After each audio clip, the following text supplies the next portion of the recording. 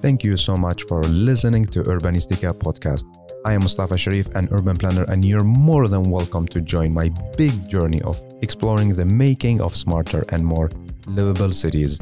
Please don't forget to follow Urbanistica on the different social media platforms, and also let's connect on LinkedIn. Big thanks to Urbanistica podcast partner AFRI. AFRI is an international engineering and design company providing sustainable solutions in the fields of energy, industry, and infrastructure. Are you ready for a new episode? Let's go for it.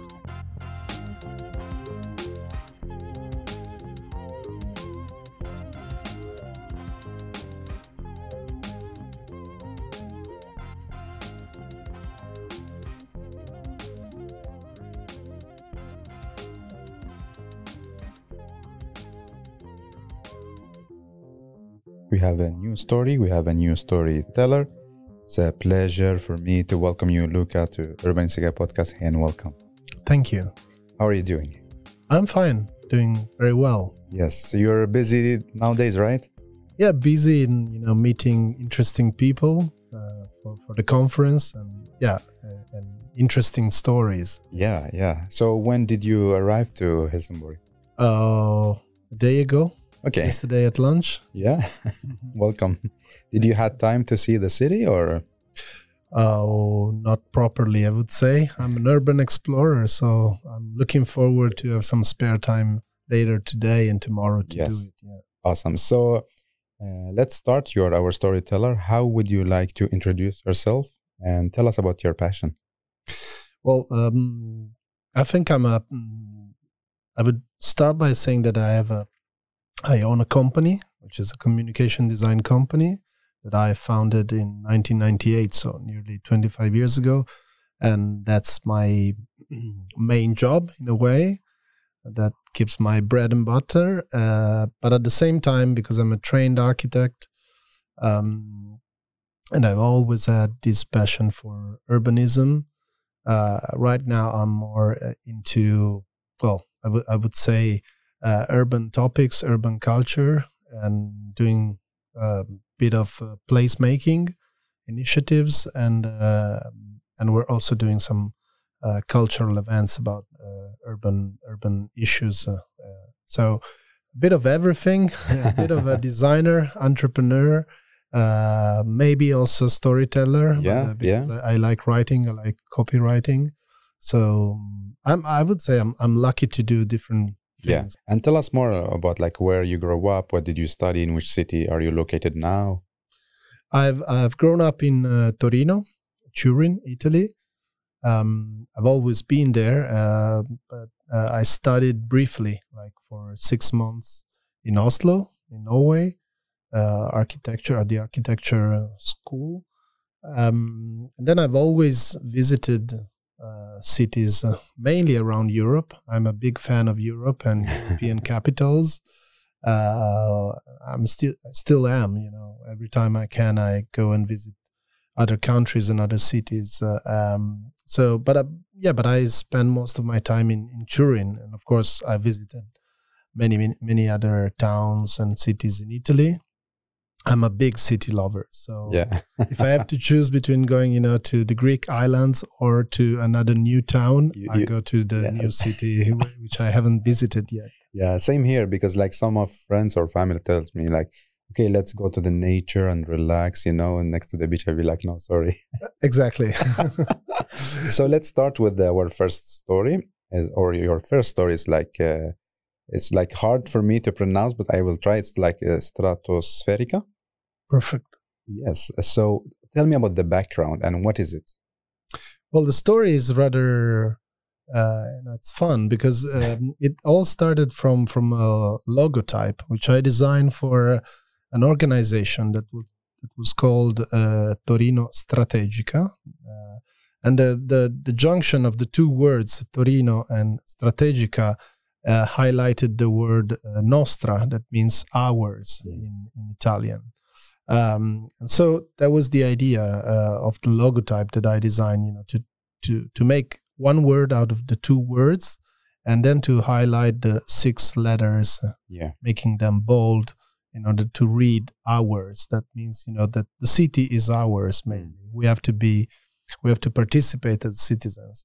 But then that logo didn't come into reality, and so I had the idea for the logo, but I didn't have the words. So I changed from Strategica to Stratosferica to keep it, and I founded in 2014 Torino Stratosferica, which has now been rebranded into just Stratosferica, because what we're doing is no longer just related to the city of Turin, where I'm coming from, or Torino, as we say in Italian, but is related to, I would say, the urban environment, and of course that applies to other cities in Italy, in Europe, and the world. So the ambition is to scale up, if you want, to another level, and that's why now we rebranded into Stratosferica.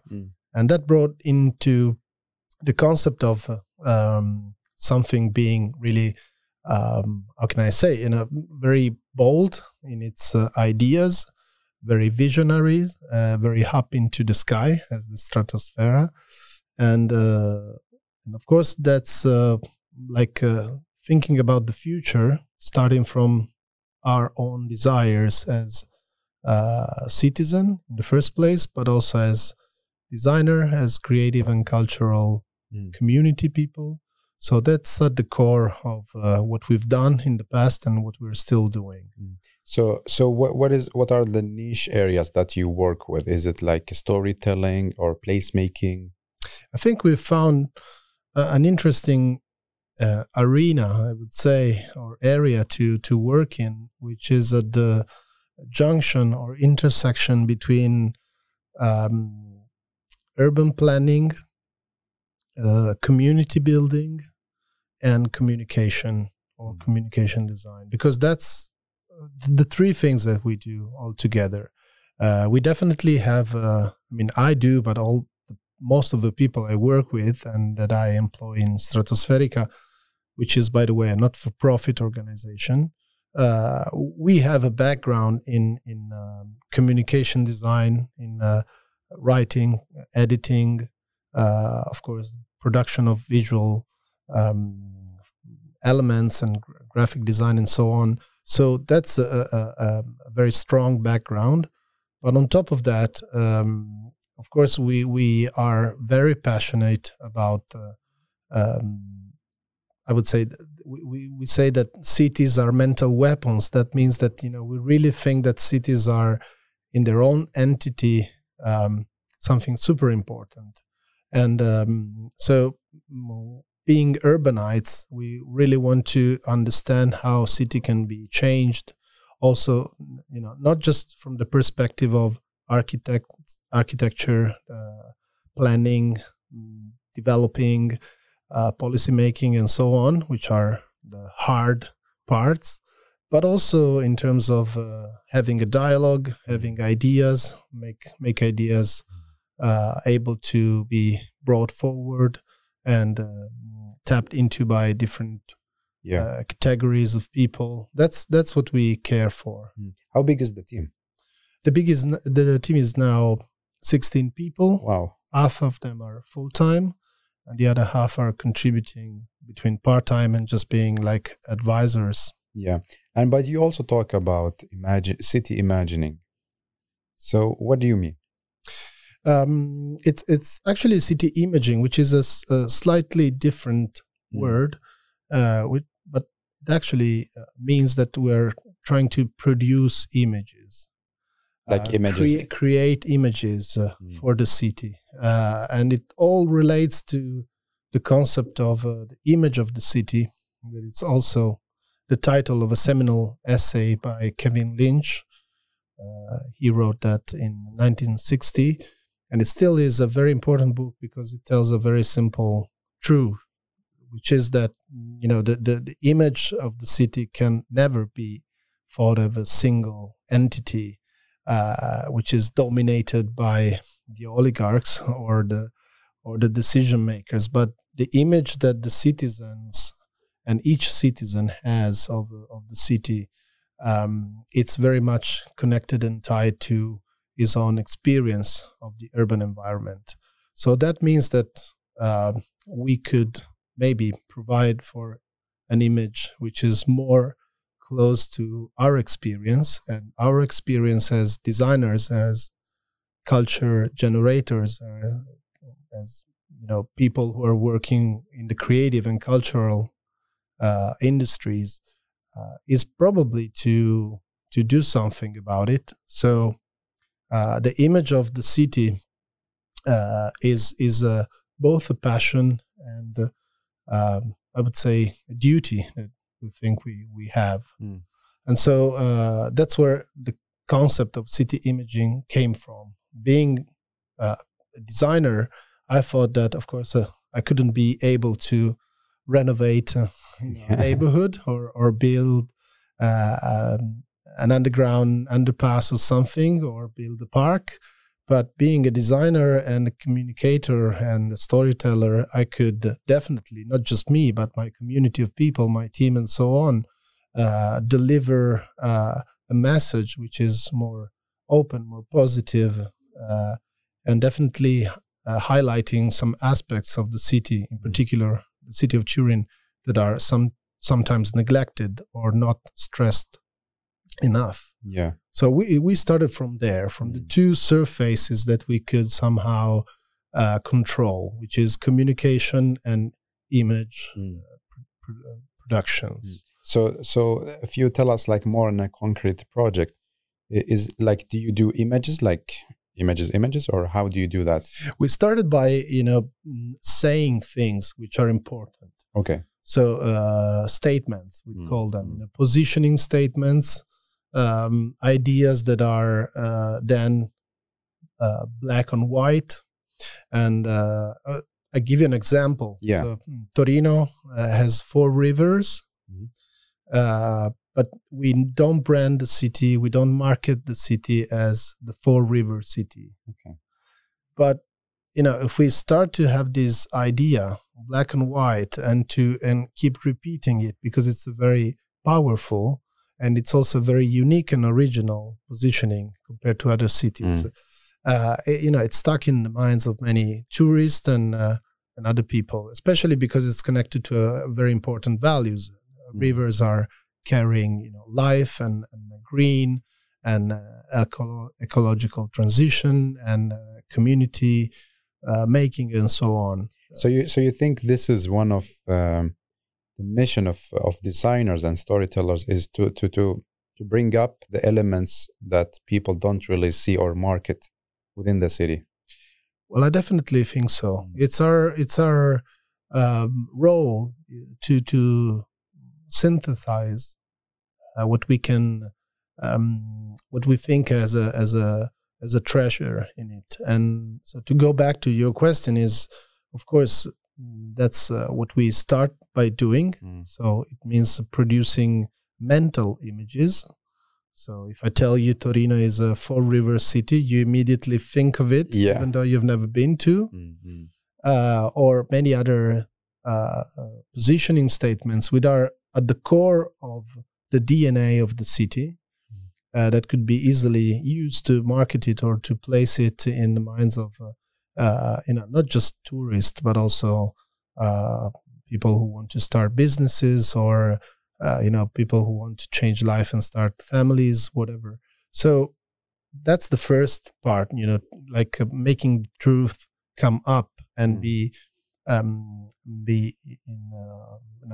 under the light of everyone in order to gain awareness of that. And secondly, of course, is to go deeper into the urban form, in the urban fabric. So that also means to tear down something which is probably old, useless, meaningless, and at the same time tear up something that is similar to some great ideas that we saw in some other cities, which is also a very basic concept, but we very seldom apply it to our cities. So if I go to Copenhagen or Antwerp or I don't know, Katowice or whatever, and I see a very good city solution, why don't we just do the same?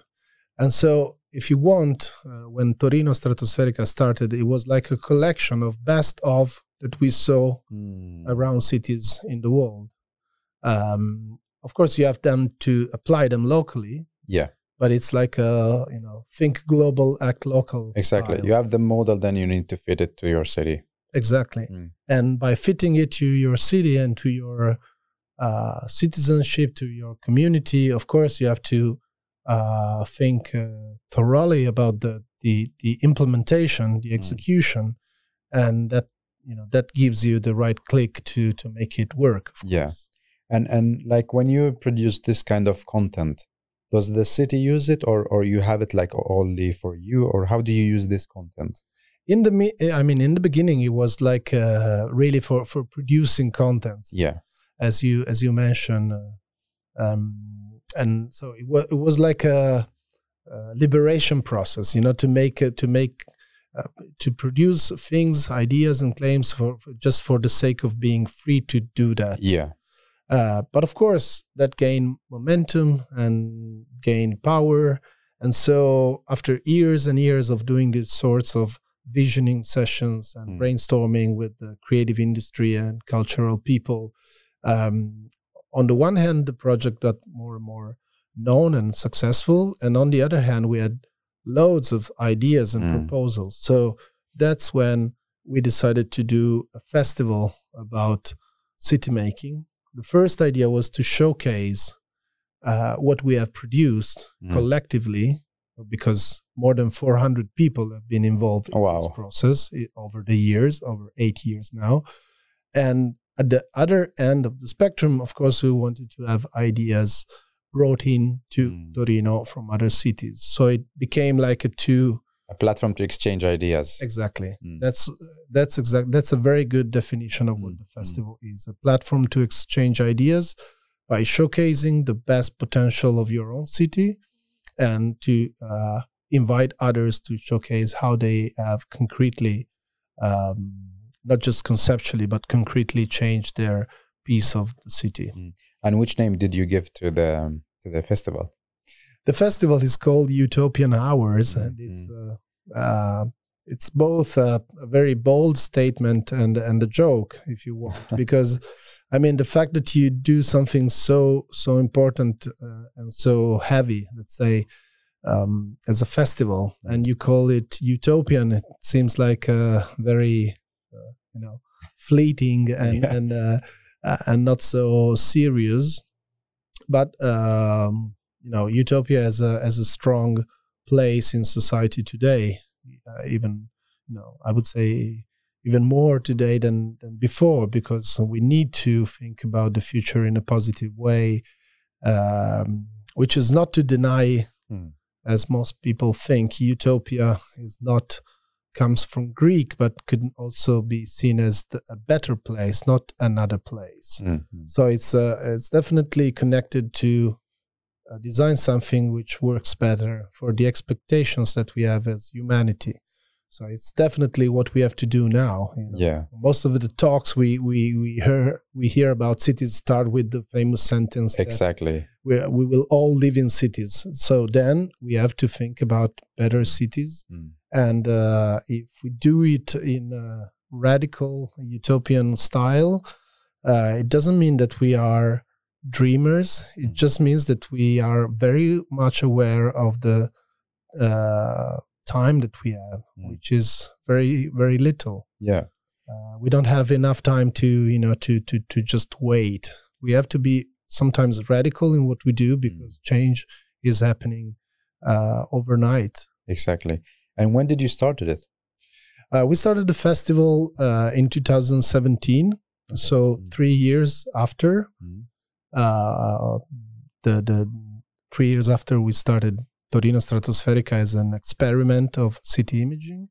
And it was in the beginning, of course, it was a very small thing, but it gained success because of the formula. Tell me about the formula. The formula is, it's very simple. It's 3 days. It's mainly keynote speech instead of panels. Yeah. And it's very much visually based, visual driven, because we think we are in the era of images, and we know it, of course, also through the media, but we want to reverse it and use it in a positive way. So I'm very honest in saying that we believe that seeing thousands of great images of real things happening in cities can give pleasure to people and can give them the awareness and also the confidence of saying, yeah, maybe we can do it then.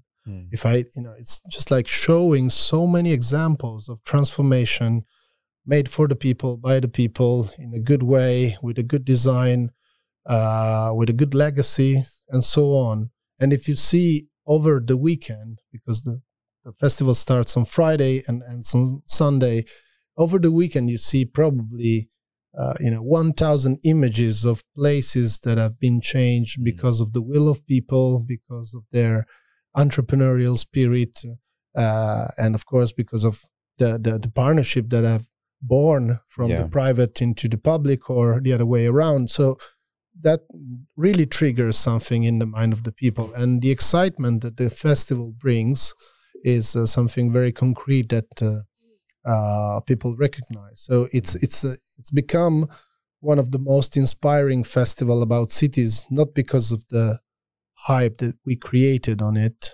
but because of the great speakers that we invite and the passion that they have in proposing those ideas. So when you say like showing images, because what I understand now, like the aim is that you want to show the audience that there's a hope and you can make it as well. Because look, but the images are like the proposals or like projects that's being done in reality. It's both. It's both. And I know what you mean. Sometimes the proposals or the renderings can be just like a fairy tale, where everything is too politically correct. We're always joking with a friend of mine about, you immediately realize that's a rendering because first of all you have people of all races, and of all ages, and everyone is riding everything from a bike to a scooter to a car to a bus to whatever. So I'm just joking, but images have their own power in terms of being able to show what we could look to. But at the same time they can be tricky in terms of showing something that you will not be able to achieve. So at the other hand of the spectrum is, of course, simple photography, great photography of things that have happened, or also things that have to be somehow detected and disclosed to the public audience. So it's not just, of course, about the good stuff. It's about solving some issues. We've always talked about in the festival, in Utopian Hours, about homelessness, rising sea levels that are threatening cities, poverty, real issues for the growth of cities in the world. But there's always some problem or some constraint or some threat that has been really tackled and somehow solved, and the solution that comes up is inherently beautiful, because it's not just beautiful the way it looks, but it's beautiful because it's the real and concrete answer to some real problems that some people have been able to detect and to engage with. So I want to be clear on that. Cities are made of so many different things, so many concrete things. We don't have to be so superficial to just look at the biggest one, like infrastructures, big developments, new hotels, and so on. Cities are made of small gestures, and we can do a lot in that. When is this conference going to happen this year? When and where? It's happening in Turin, Torino, Italy. As always, this is the 6th edition, so it's getting bigger, I would say, because of course of the years passing and its reputation. I mean, the media especially loves it because it tells different stories, and so it's very interesting to be there and to understand how multifaceted cities are. And it's happening every year in October. This year it will be between the Friday 14 to Sunday 16 of October. Yeah. And of course you can be there for the 3-day, or you can select 1 day, or even some specific talks. And the audience is also very, very varied. It's because I want to ask you, like, who is the target group? Who can be part of this? I think, we always thought of when you start. I think you also know this. When you start, you're always thinking doing something for yourself. Let's be true about it. So we wanted to do a beautiful conference for like-minded people that love cities above everything else. And this is more or less the identity of these people. So people who are definitely urbanites, but they are in love with cities for different reasons, mainly because they feel they can do something. So they are, of course, professionals from of course, planners, architects, policymakers, decision makers, politicians, and so on. But there's also a big part of the audience who are just normal citizens, I would say, or professionals in other industries, like lawyers, even people working in the health industry and so on, that are just passionate because they are really craving for good ideas, good and bold and courageous vision for the future of our cities. And of course, they know that they don't find them in boring conferences where planners say always the same thing and not really showing how they have, try and do change things in practical condition. It's all too much theoretical usually, while we go for people who are actually doing stuff, activists, planners, whatever, also architects, of course, also politicians. Most of the time we invite, if we invite someone from the administration, it's definitely the mayor, but we want him or her to have a real, track records of things that have changed. Yeah. We're not interested in promises, not from politicians, nor from architects, of course. So we're really interested in understanding the problems and how we can fix them. And of course, all the values that we bring into that. Because it's not just about city making, it's also about citizen making. So tell me, what's the plan in Helsingborg? The plan in Helsingborg, it's that we're going to do 1 day and a half festival edition, a very short edition. It's going to be on Friday afternoon and the whole day of Saturday. We're very happy of doing it here because, of course, of H22, the City Expo, and also because of the connection with Urban Future.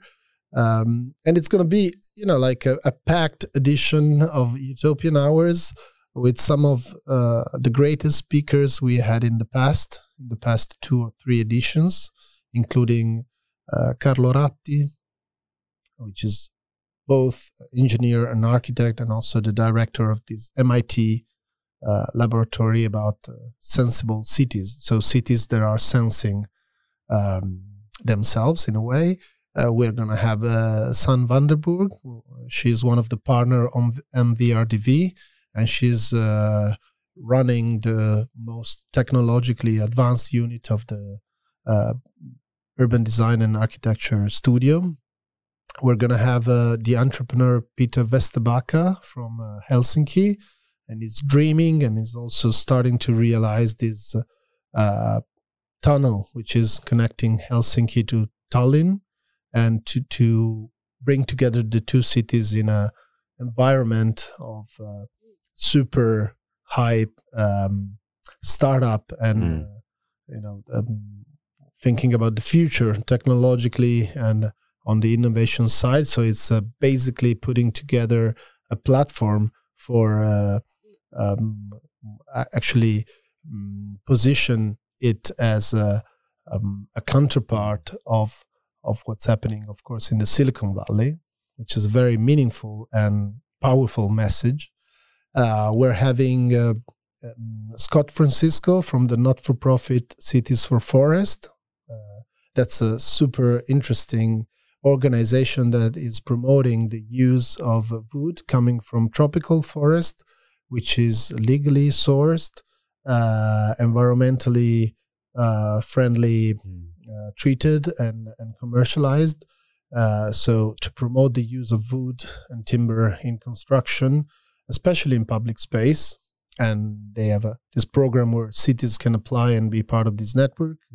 And we have, many other speakers that are showcasing how they found, their right spot in order to be relevant in city making. I would say, whether it's from the public point of view, working with the citizens or with the politicians, policymakers, or from the private bottom-up initiatives, activists, designers, and so on. So it's always the mix of the two things. Yeah. And plus, we will have a couple of special contents, I would say. One is on the morning of Saturday, because we're doing a visioning session about the city of Helsingborg, inviting people and representatives from the creative and cultural community here. And so we're somehow showcasing our methodology that we applied for years in Turin and in other Italian cities. And in the afternoon, we're doing a very brief session when we, as part of the team of Stratosferica, which is here in Helsingborg, will become visiting urban explorer. That means that, we're going to tell the audience what we have experienced. As you asked me in the beginning, how is the city for you? So we're going to tell you what we've discovered, of course, just on a brief period of visit of 3-4 days, and then tell the audience what's the idea that you get by being an explorer. Yeah, which is a slightly different version from being just a tourist. I can imagine. So what is the experience that you want to create to a visitor that attending Utopian Hours? Like why it's unique? Well, it's unique because it's really about at the same time being able to grasp what's at the core of the city, and in this case, the city is Turin, which is, by the way, a beautiful, thriving city. Everyone noticed that. I was talking before to a guy from Stuttgart. Yesterday, I was talking to a girl from Belgium. It's a beautiful city, and but being able just over a period of 2-3 days to go at the core of it by being able to acknowledge all the peculiar traits of its DNA, it's something that people, of course, are happy to have. And at the same time, it's a real concentrated, powerful storytelling of what cities around the world are doing to become more attractive, more livable, and in the end to give back something to their own citizenship. What are the challenges that you face now? Well, the challenges is of course to I think to deliver at the same time some ideas and some practical learning workshops probably. So the challenge is, as a festival, it's definitely to put the two things together. Yeah. So people can have both inspiration and some practical thoughts. Yeah. I have a question on the podcast, and you have experienced many cities, and you were also hosting many other cities and architects. I work with urban planning, and my question to you is, what should urban planners stop doing when they plan cities? Oh, interesting question. What they should stop doing? I don't know. I mean, I really don't know, first of all. So I don't have a one clear answer to that. But surely what I think, because I believe planners are definitely as designers. So I really believe that as designers, we always have to start from zero, which means that it's like you inherently know how to do it, but you have to be so humble that you want to scratch the surface and start again. And in that case, in this case, it means, to be able to reconsider everything like it's the first time. Then, of course, come the experience to put together the pieces. But it's too easy sometimes for let's say, us, creative people or designers or planners and so on, to to say, okay, this is like the same project I've done, I don't know, 3, 5, 18 years ago, and I'm going to do the same, because it's never the same place, it's never the same people, and it's never the same drama. I would say, just by quoting the famous sentence by Patrick Geddes, that a city is more than a place in space, it's a drama in time. So that means that, of course, we have to be able to understand that time is one of the key factors. How long things are going to last for, we never know in depth. What's the relationship that we're going to create between people and places? And also, very important, is like, what is the, in a way, the commitment that we have towards these places? Are we working there? Yes or no? Are we obliged to work there? Are we happy to work there? What are we producing actually, out of this place? And so definitely how we relate to it, and that inspire a lot how we believe and perceive ourselves as potential people who are transforming the place into something else. So if I summarize what you say is about, we stop copy pasting, exactly, and reflecting more about how can we do something unique that fits with the drama. And this time, I think that urban planners and architects, and definitely designers and graphic designers, are sometimes more it's like they're totally they think that they want to deliver something that they know they have in their mind, and their objective, the shape or the visual output they want to reach, is definitely more important than the process to get there. This is my opinion. It's, for them, it's more important to produce that sort of shape, that sort of paradigm, definitely much more than the learning, process. Learning from the process. So your message is that we should really care as well about the process as how much we care about the end result. Yeah, for sure. I mean, the end result is something like it's a concept, is an idea that we start from, and we should have big, strong concepts to hold on when we start. But at the same time, it's very important, of course, to have the ability to understand what's coming out of the process, feedbacks that can go back into the design process to understand are we doing it right or not. So it's good to have this sort of structure and this sort of thinking machine, in a way, that has two parallel ways, because on the one hand you can keep faith to the original concept, But on the other hand, you're saying, okay, the information that I'm getting from doing this thing concretely, putting my heart, my hands on it, is that some information can lead me, and I mean the design team and maybe the city council, to a more successful end result. Yeah. But also, like, sometimes we blame the budget, that we say we don't have a big budget, so the process should be very short, and we don't really enjoy it. You get my point?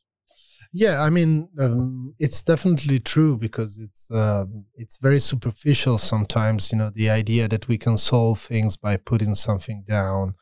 And again, I'm very critical on this, because most of the time people are just showing off. They're doing something, and just for the sake of saying, I've done this.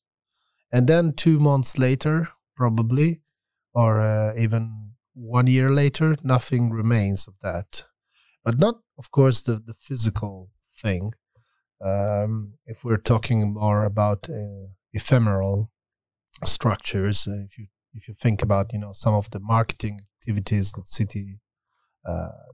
cities do, in their public space, it's for the sake of doing it and saying, hey, we've done it. But what has really changed in yourself, in the citizenship, in the city? I don't know. So, we're all part of this blame sometimes, but at the same time, I think we should go a little bit deeper, and don't do things like they're just there to be photographed and posted and commented on social media. We should relate in a more deep way to the place, to the people, and also to all the activities that are related to it. I think so. Like, fall in love with the process, with different activities within the process, and not only just want to finish this in order to get the end result. Yeah, I think so. Yeah, I mean, I'm not just a fan of the process. I don't want to give you the, of course, the wrong you're idea, both, but you want to highlight that we should really enjoy the process, because maybe it's take longer time than enjoying the result. Yeah, and it's also about enjoying the people, because I'm now 47. I've been doing this work for now 25 years already. Different works, of course, but especially dealing with people. Whether you are, if you're a designer, you want to produce something, you have to deal with people. Otherwise, things and ideas just remain on your laptop. You know what I mean? And frustration arises. Whereas if you really confront with people, then it means that you have the power to make them understand your design, and at the same time,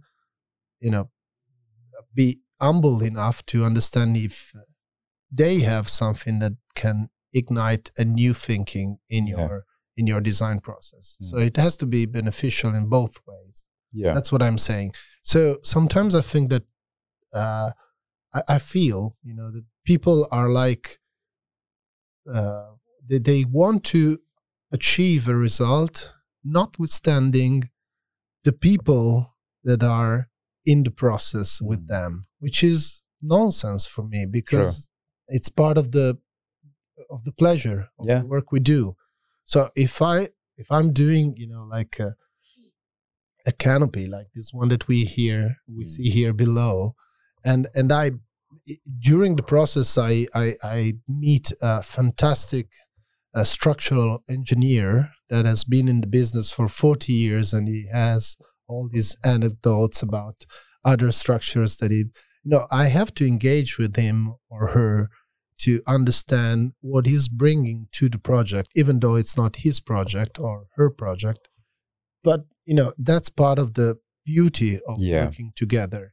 And I don't I feel that most of the time this is something that designers kind of ignore or don't really want to mingle with. Yeah. Whereas for me and for the people I work with, and if I'm teaching to my students, sometimes I tell them, be able to understand who are the people who can give you more about the work that you will be doing, because it's a very big part of what you can learn in the process. That's true.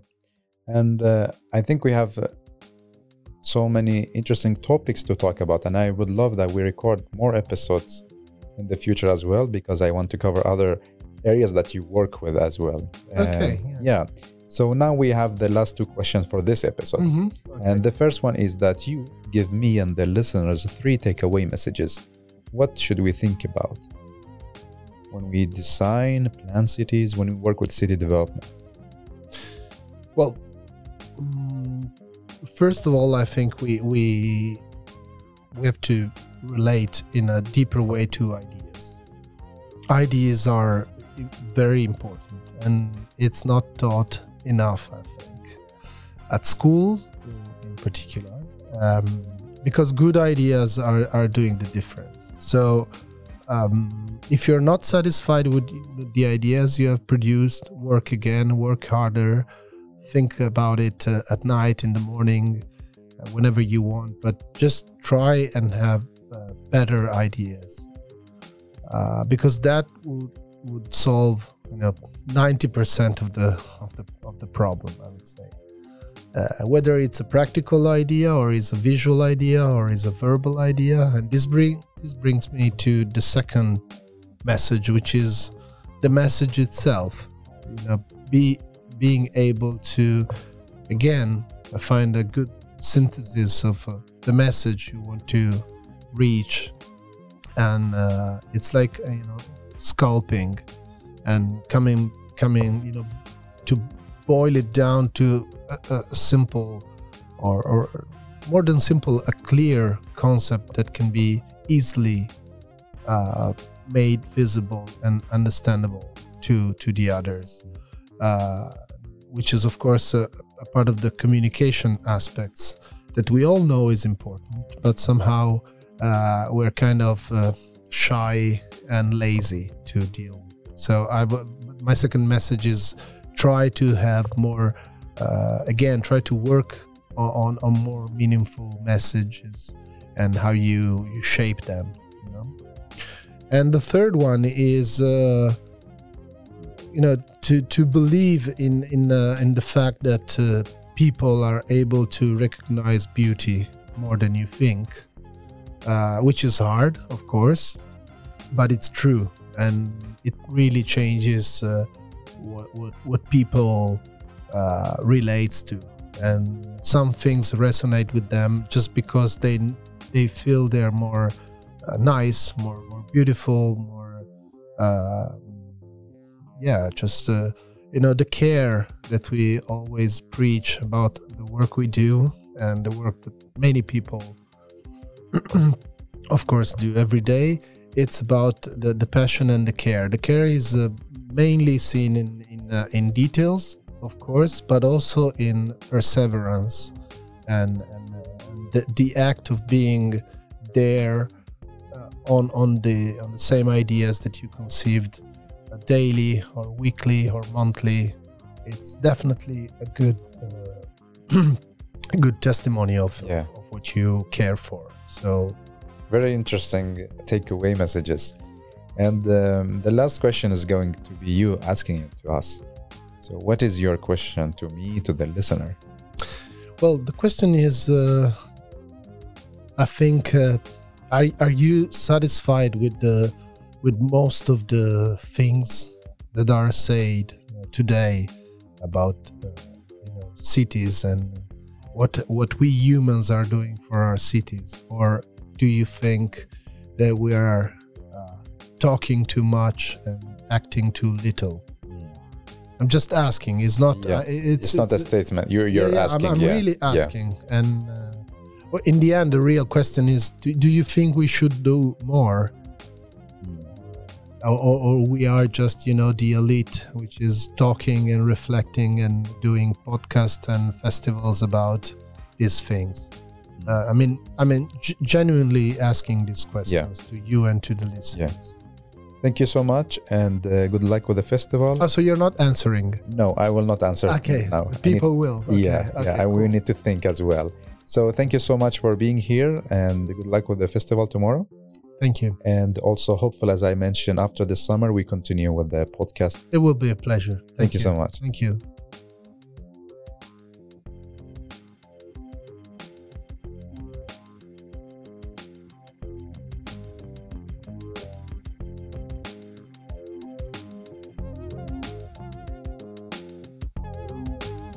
Well, thank you so much for listening to Urbanistica podcast. I hope you really enjoyed this episode. You learned something new and also got inspired by the guest. Don't forget to share the episode on your social media and recommend it to people you think they are really interested in this topic. Thank you so much again for giving your valuable time to Urbanistica podcast. I am Mustafa Sharif. Keep up the good work. Keep loving cities.